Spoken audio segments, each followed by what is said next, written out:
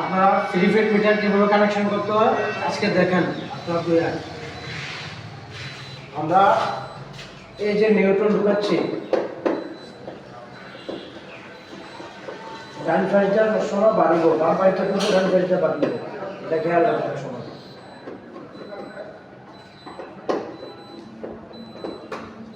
এই যে নিউট্রাল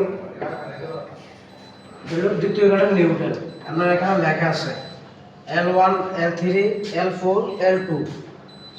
এবার দিতেছি ফেজ,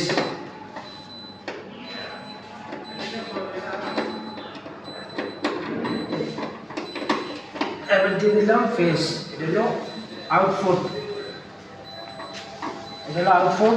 ইনপুট দিব, আমরা সার্কিটটা এখন আসে নাই, ইনপুটটা এখন দিব।